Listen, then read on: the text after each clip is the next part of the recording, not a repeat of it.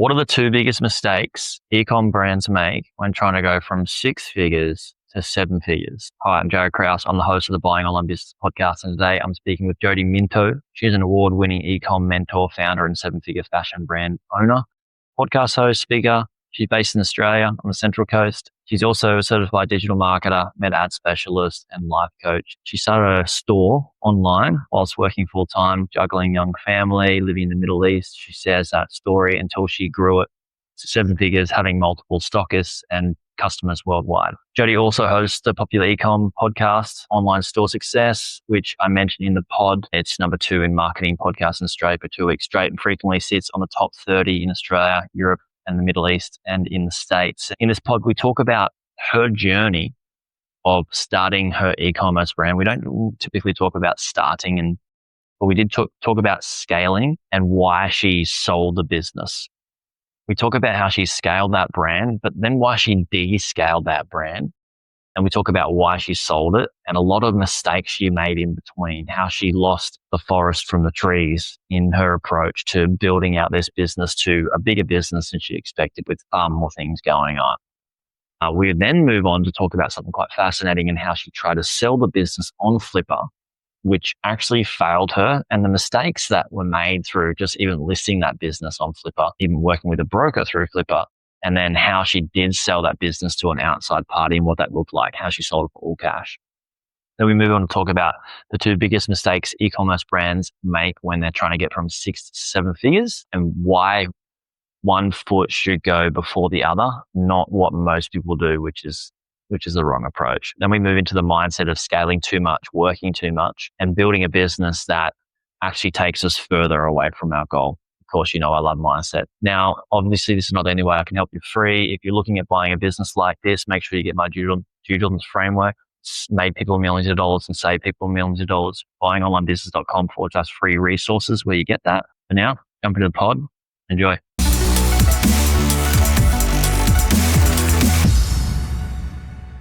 Jodie, welcome to the pod. Thanks for your time. Thank you. Thanks so much for having me. So happy to be here. I'm looking forward to this. It's rare that we have an Aussie guest on the podcast. It's just me as the host. It's always nice to chat to Aussies. I'm happy to to help. Absolutely. In where I live in Indonesia and Bali, sometimes my friends, when there's a bunch of us Aussies together, my friends that are not Australian, when we're speaking too fast, they're just like, "Well, hang on, what's going on here?" Hopefully everybody listening isn't feeling that. Yeah, I'll try not to talk too fast or like blend my words together as we often do. We'll keep the Aussie slang out. Actually, a lot of people appreciate the Aussie slang. There you go. Yeah. I have a lot of American... Sorry, go ahead. No, you go. I was going to say, I have a lot of American clients and I often use like the silly metaphors and sayings that we have and just get a lot of confused faces, like things like first in, best dress. And then everyone's like, what? I have to get dressed? What are you talking about? So I'll try to leave those out as much as possible too. There's so much I want to pick your brain around growth of e-com businesses, the growth that you've got in your e-com biz. How long did you own your e-commerce business for before you sold it? So I had it probably for 10 years, if you count the year or 2 where you're in that testing phase and trying to figure out exactly what is my product and what is my brand name, because I actually started the business when I was working in corporate and living in Dubai. Yeah, my e-com business at the time was it started as a fashion brand, and that was my exit strategy, so to speak, to get out of the corporate job. And I started at market stalls. And so it wasn't in the form that it is now, the women's resort wear brand. I actually started with like children's wear products and some organic perfumes and things like that. So if you count that experimental stage, it was 10 years, but the business is now 10 years old. I think it's probably in its 11th year with its new owners. So yeah, it's been a 10-year journey of all of the things. Yeah, congrats. Being in business for 10 years is tough. Business is tough. I would like people to know that more and more. In my last podcast, we talked about how hard it is buying a business. It's not as easy as everybody thinks. It's simple, but it's not as easy. So also congratulations on the sale for that as well. Thank you. Yeah, it felt like a real achievement to build something up from scratch and then get to a point where I felt it was complete for me in that I had somewhat run out of ideas and I guess passion for it, and that I was able to then pass it on to new owners who then, could continue its life and its journey with some fresh meat. Yeah, from fresh blood. So what sort of business model was it? So it's an ecom brand. Mm-hmm. And it was in the fashion niche. And what was the model? Were you selling direct to consumer? Were you selling 3PL warehouse? Were you selling on Amazon?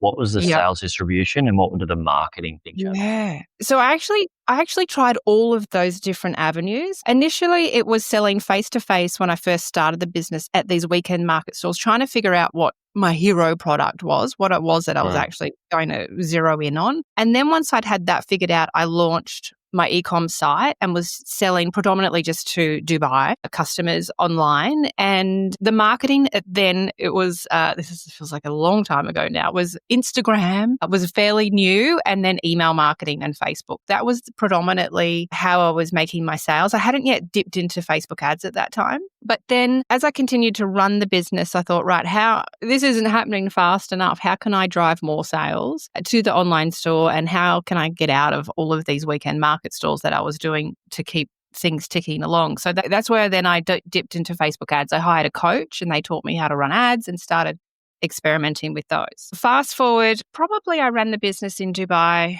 I want to say 3 or 4 years before then I moved back to Australia. And at that point, things started to ramp up a lot. And I opened up, the ads even just to New Zealand, Australia, a little bit to the US and still to Dubai. But I found once I was back in Australia, the Dubai sales dried up a little. But at that point then I thought, right, what else can I try? Let's have a look at Amazon. So I did do Amazon for quite a while, and I actually shipped a lot of inventory over to Amazon's warehouse in the US, and it was predominantly just serving a US market. But I didn't find it at the time it was a great experience. And this is probably going back about 6-7 years, where I found a couple of things. I think my strategy was wrong. I used Amazon to try and sell down my slow-moving stock. So it was the stuff that people didn't really want so much. That's what I sent off to the US. So the strategy was a little messed up from the start. But then what I found was the buying behaviors were a lot different in the US, especially through Amazon, where people were returning things at such a high rate.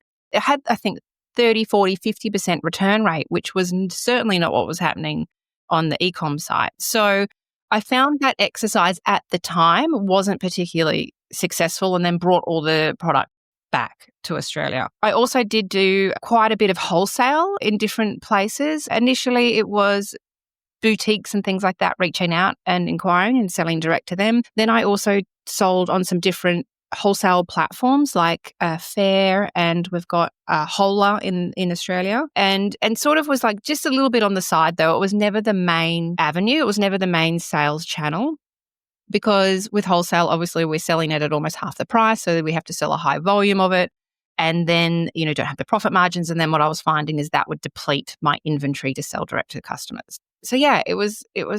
I've kind of tried all of the things, and at the peak of the business, just before I sold it, where we were doing 7-figure years, predominantly, I'd say 70% of our sales were coming through paid ads, and the rest were coming through email marketing and social media. So Facebook ads certainly still played a really big part in it to try and meet that volume of sales that we were always trying to hit. So yeah, congrats on working out how to just get it to the peak. That's an ongoing process in life and business. So 70% Facebook ads, 30% email marketing. Where were you dispatching and sending from home? Like, where did you manufacture the products? Where did you get the products? Yeah. And was the main distribution, was it through 3PL into Australia, or were you sending them out yourself? It was a bit of a mix again.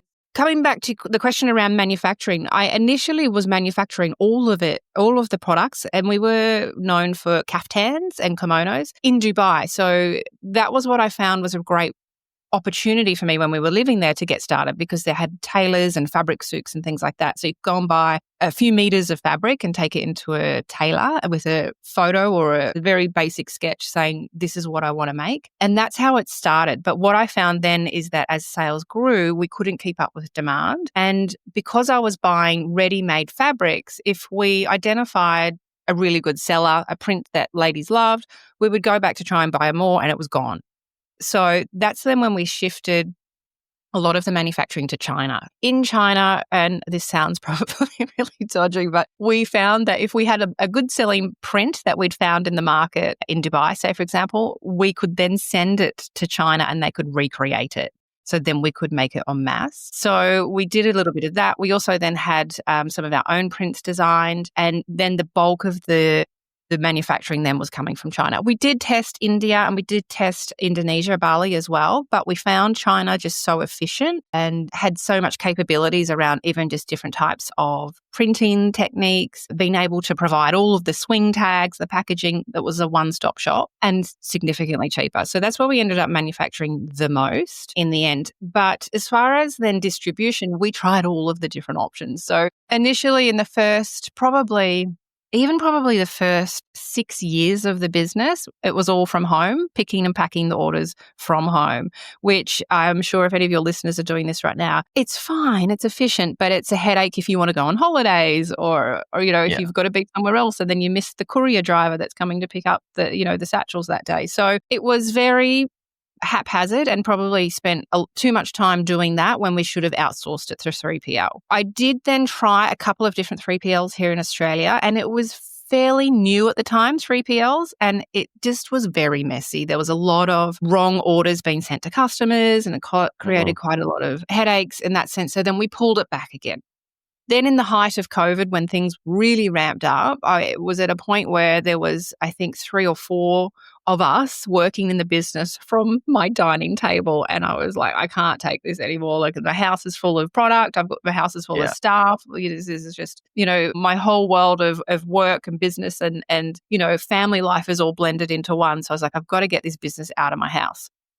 So this is probably something I'd never, ever recommend anyone doing. I learned from my mistake is that I went and hired an office/warehouse. I signed a commercial lease and then put all this staff there, and then we were picking and packing the orders ourselves, but through our own space. But that experience was stressful, and I found that we hired quite a big space, and I felt this need to then fill it with staff. Right? Like, we've got all these Ramp empty up the space. ads, ramp up the sales, pay for more staff. Exactly. Like, we've got to make this bigger. And the whole reason for me for starting my own business, which I'm sure is, a very common goal, is to have this freedom and flexibility where we're not chained to an office or a computer from 9 to 5. And by me going and hiring this office space and having staff in it, there was this expectation of me having to be there from 9 to 5, Monday to Friday. So I got to this point, I was like, hang on a minute, this isn't what I signed up for. What's happening here? But then also so many extra overheads that go with an office. We think, oh no, it's cheaper though than 3PL. It's not really, because you have things like insurance, and then you have to have the staff that actually work there, and they're generally all on the book. So you've got all of the insurances that go with that. You've got the electricity. You've got all of the things that all add up pretty quickly. And your time managing them and managing the process, and then quality assurance, and it's just, but 3PL in Australia is still not as good as America. Like, America, it's been forced to be good in America because of Amazon. And Australia is only just getting that now, where Australia is starting to get more popular to use Amazon purchases versus non-Amazon. Yeah, it was messy. It was definitely messy, like in the early days for sure, and very frustrating and just creating even more bottlenecks. And that's why we sort of went, no, that's okay, we'll do it in-house. But then, like I said, I had all these staff, and then, it was through COVID where we had, 2020 and 2021, which were the golden years in e-com, and then it dipped, and then it'll pick up a bit and then it'll dip again. And I've got this office and I've got all these staff going, I don't need quite so many staff, but now I've got to make the decision on who's going to be let go. So I found it incredibly, incredibly stressful, and had this realization that I'd created myself this job. I created a business that I didn't actually, want. I didn't want to have to go and work, 5 days a week in the office. And I think that sort of led to a state of burnout, which is when I realized I didn't want to be in this business anymore. And then that's when I started to think about, okay, what's next? Yeah. Yeah. And so then you sold the business. And then I Right. sold the business.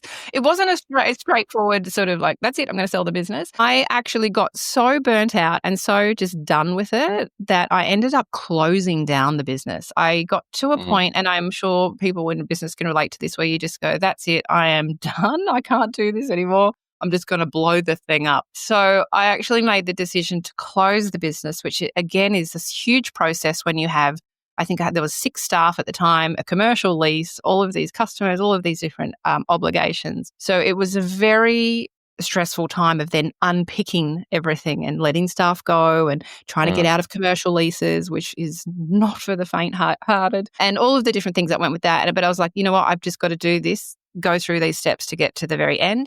I did have conversations with business brokers and even other business owners going, Jodie, but you could sell this business. And at that point, though, I just was like, I can't even entertain the idea of what that process then looks like. So I ended up actually closing the business. And I ended up closing the business for, I think, a period of about 2 months or so. I had let everyone go. I had a chance to stop and just exhale.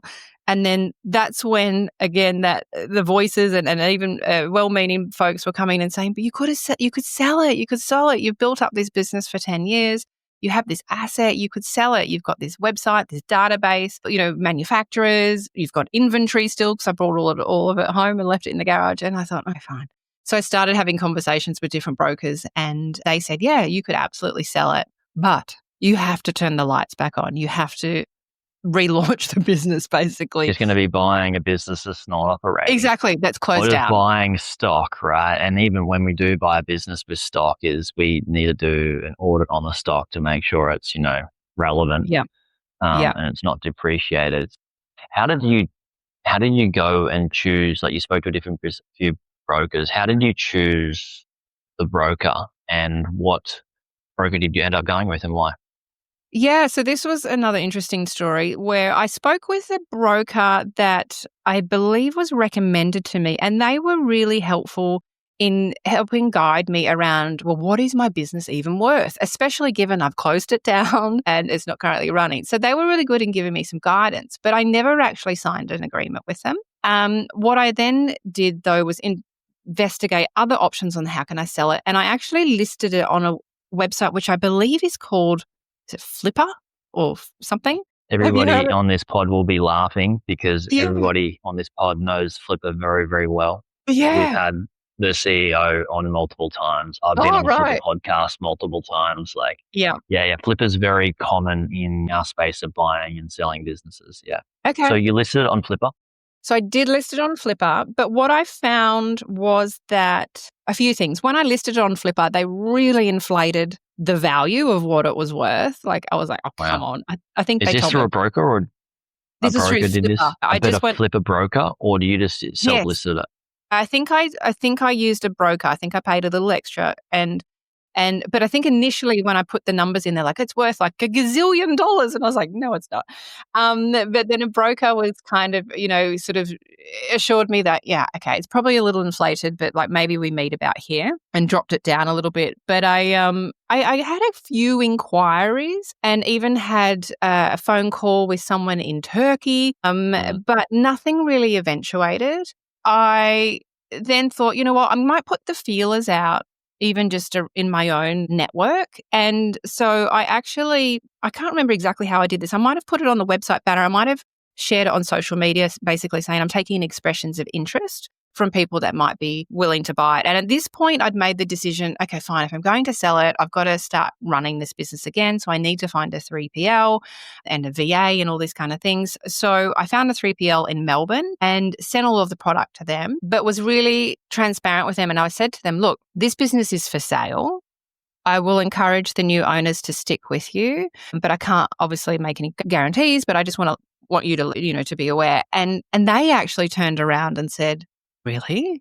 We've been looking for a fashion brand to add to our portfolio. There was a husband and wife partners that said, we used to work in Country Road in fashion and things like that. And they had other businesses. They had post offices in Melbourne and a plumbing business and something else. And so they actually said, well, we're actually interested. Can we chat more? So long story short, they ended up buying it. This people that were actually, the 3PL owners, and we were in business together, and they ended up buying it. So it ended up being a complete private sale. And I didn't get as much as what Flippa was telling me I was going to get, even at the reduced valuation.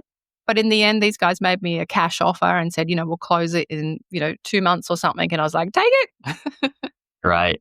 It's all Right. yours. Thanks for sharing that, because it's very interesting for people listening. Everybody listening to this pod is looking at buying a business, and they've all been on Flippa. And it's so good to see what your use case is as a buyer, that you knew your business the valuation was inflated. And what actually happens for people listening is that this is typical, that a broker just wants to get as much money for your business as possible. And it happens in real estate too, where they inflate the price to make their commission and their fee worth it for you. So they're happy and you're happy, but it doesn't meet the market. And what it can happen is and it didn't happen for you because you found an outside buyer, but it can create a negative spiral where people see that it's been listed for X amount of time or months, and then it gets decreased, and then it gets decreased again and again and again. And people start to think, okay, this business sucks and it's not really worth anything they say it is worth. And then the poor person, like say if you stayed with Flippa and you had to sell it for pennies on the dollar because unfortunately it just wasn't priced competitively. And the market watches this thing decay. It's just very, very unfortunate. So there's also, for people listening, the looking at buying, is understand that just because something's dropping doesn't mean it's terrible. Do your due diligence. Don't just, put it to the wayside because you could be finding a great deal. Exactly. Believe I sold my business for a third of what it was listed for on Flippa. Wow. And that's crazy. I think it's like selling a house, right? You're like, I'm going to try and get it as high as possible. But in the back of your mind, you're like, I don't think it's actually going to sell for this. So for me, I ended up selling the business for, I believe it was like 1 year's net profit. That was the amount. I was happy with that because at my stage in the business, I was done. I'd already checked out. I was exhausted. Yep. I had my coaching business alongside of my fashion brand for about 8 years. So I knew I had something else to shift straight to.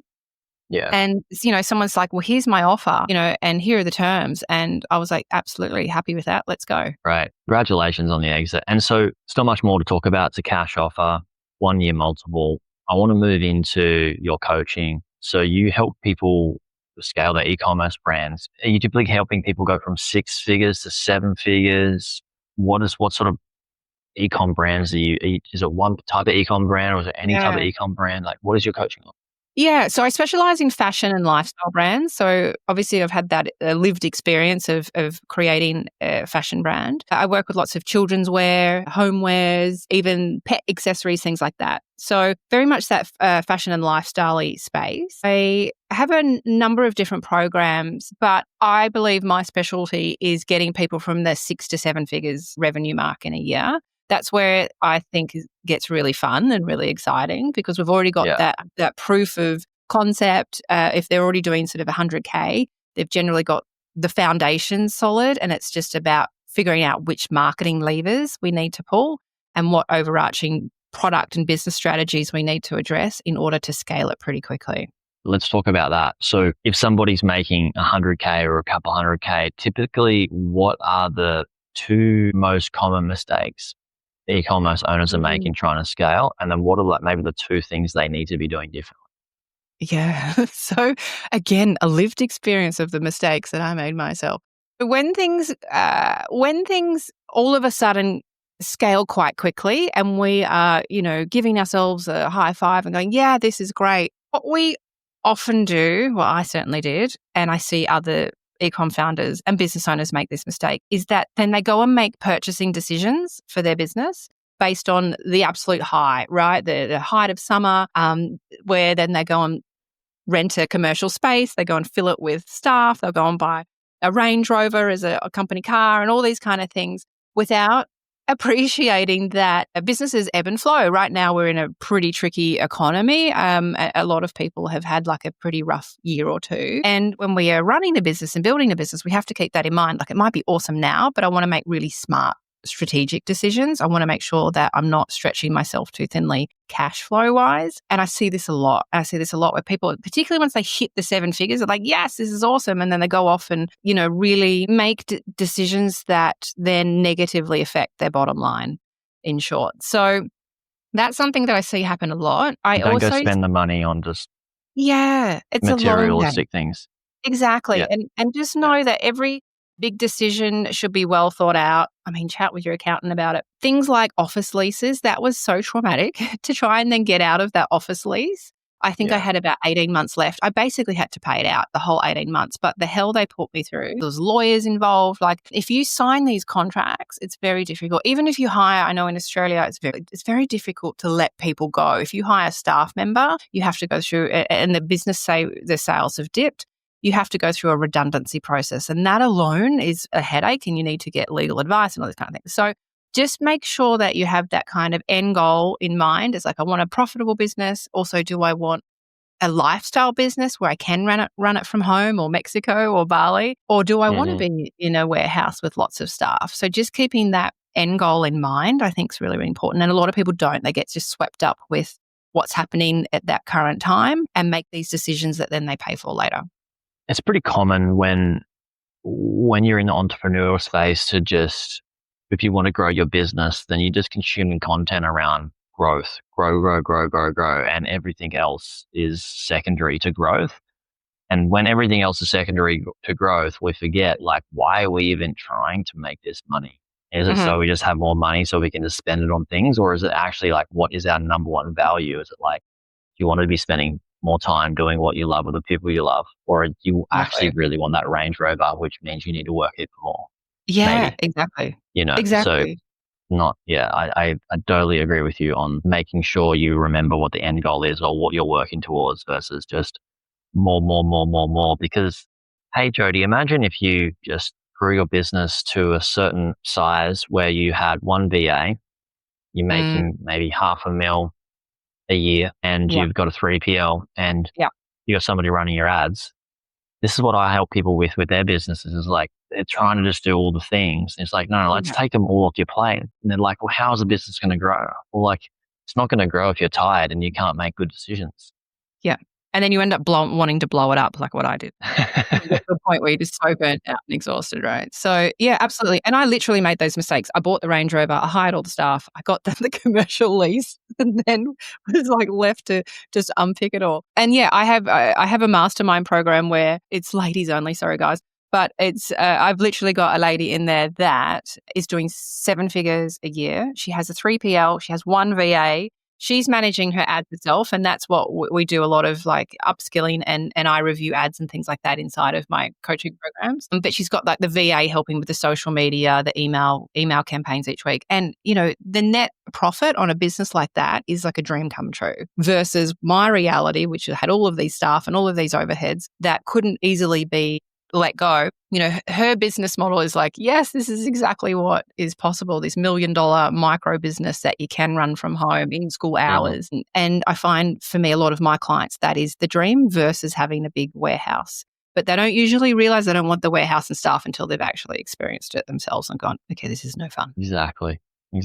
I also think it's a paradox that people believe, because it's been fed to us so much, which has actually caused me a lot of damage in my life, is that if you work more, you can earn more money, and you need to work hard. And I think you get to a certain point where you stop, you can work more, but you can't make more money. Or if you were to I've worked out that if I decrease my hours, then I'm far more rested, I make better decisions, and I don't have to work as much. And then I use my resources to work for me versus me working for the resources.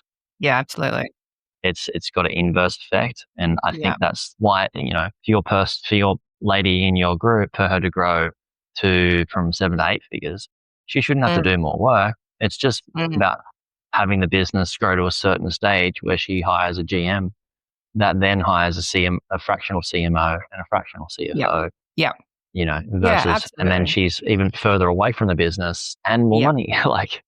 Yeah, absolutely. And I agree, about I think we all have a level of capacity. Yes, we have X amount of hours in our day and our week, and we could keep working, but we get to a point where we're no longer productive and we end up doing that busy work. We think, oh, I should be doing this. And as we get more and more tired, we end up kind of a bit more distracted, and then we're spreading ourselves everywhere and not doing anything particularly well. So yeah, I totally agree on that as well around, I, for example, don't take any coaching calls on a Monday. Like Monday's my day for, thinking and planning my podcast episode for the week and doing my marketing and just getting ready for the week ahead. And I still have one child in high school. So I have bookends on my days, right, where I have to go and pick her up from wherever. Yeah. And I think that actually works well. I do work with people that don't have family responsibilities, where they do have the opportunity to work themselves 24 hours a day.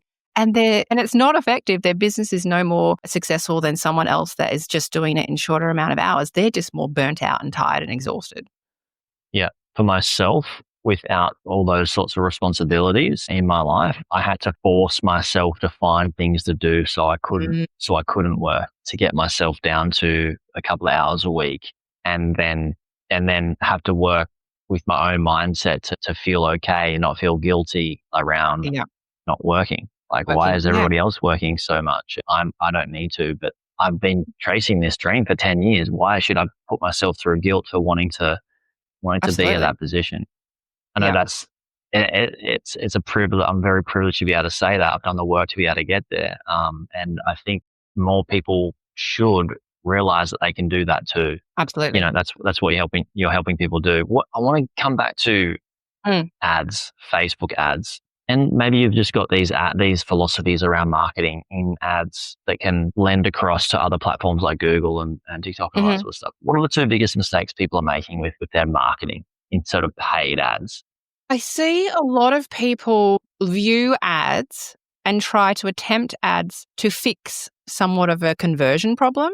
So not addressing perhaps what's happening over here with the offer, whether it's the product, the website, the messaging, the branding, positioning, whatever. A lot of people seeing ads as the fix-all. And the businesses that have got a big conversion problem over here generally find that their ads don't work or they're really expensive. So I see that happen quite a bit, and it takes a little bit of a mindset shift around, okay, ads are meant to be the gasoline that we pour on top of what's already working. So if it's not working over here, if we're not in an e-commerce space, I generally use the benchmark. If you're not getting a 1% conversion rate on your online store, ads are probably not the next step. It's figuring out, like, how can we get more people to actually buy, the people that are coming, whichever channels they're coming through.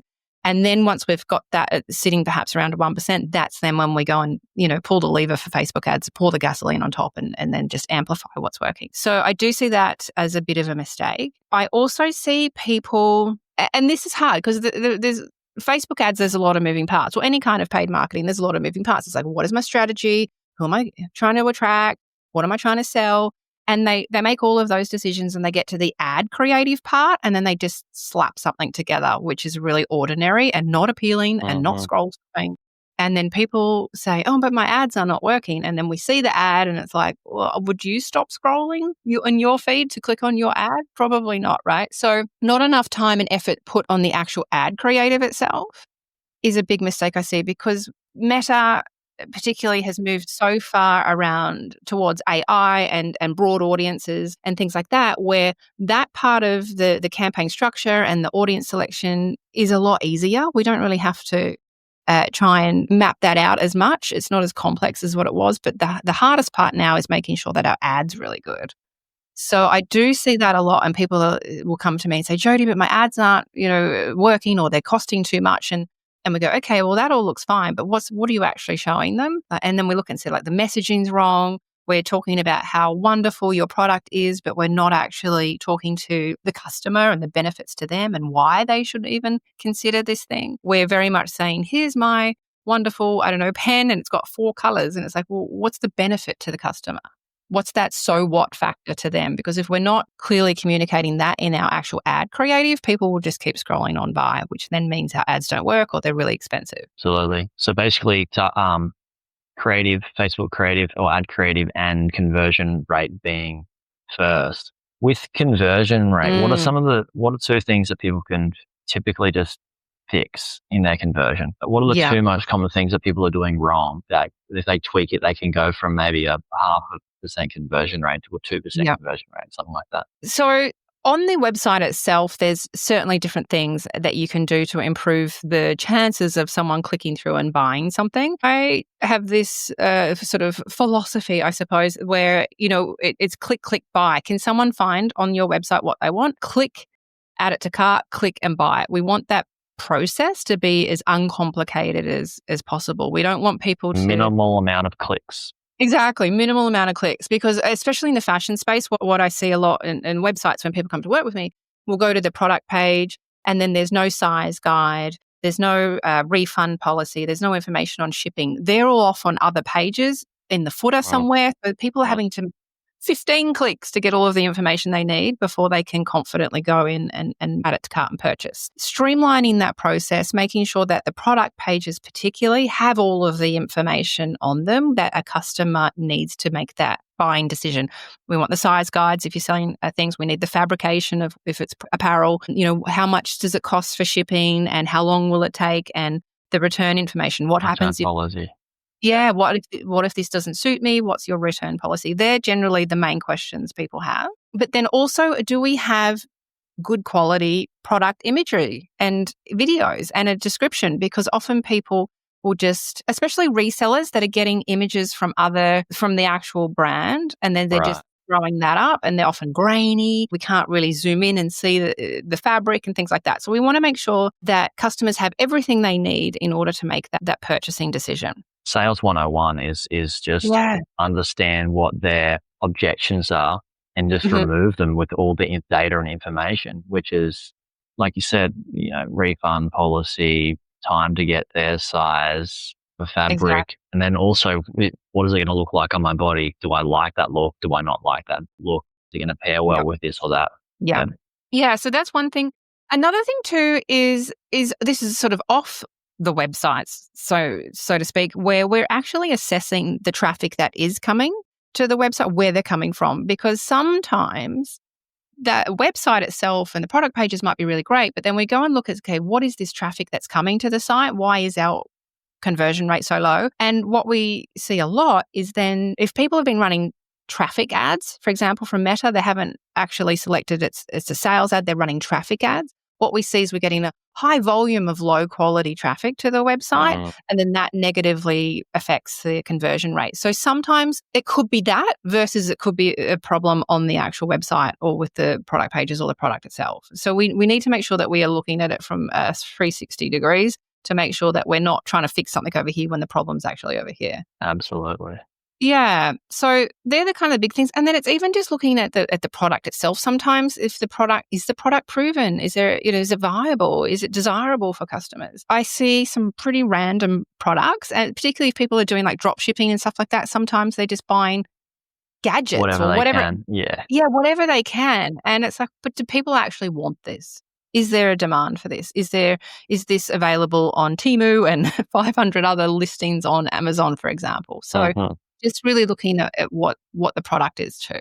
Yeah, absolutely. Product market fit. And, if you've got 10 or 15 products, what are the top selling products? And focus on the conversion rate of that first, and then the ads for that, and then apply what you've learnt from that to your second best product before you just try and do it all across the board. Exactly. I know we could go on for a couple more hours, Jodie, but you've got your own podcast on this as well. Where can we send people to check out your pod? Yeah, so you can just search my name, Jodie Minto, or Online Store Success in any of the podcast listening apps, and you'll find me over there. I do talk a lot about ads over there and talk a lot about scaling and marketing and everything like that. So yeah, you can find me over there, and you can find my website, jodieminto.com, and podcast is over there as well. Thank you so much for coming on and sharing your experience in the highs and lows of your business, scaling it, descaling it, selling it. Yeah, I really appreciate you. And everybody, I'll be putting links to where Jodie said you can go check her out in her pod and our site as well in the show notes. So again, thanks again, Jodie. You're most welcome. Thanks so much for having me. Thanks for listening, guys. See you on the next one.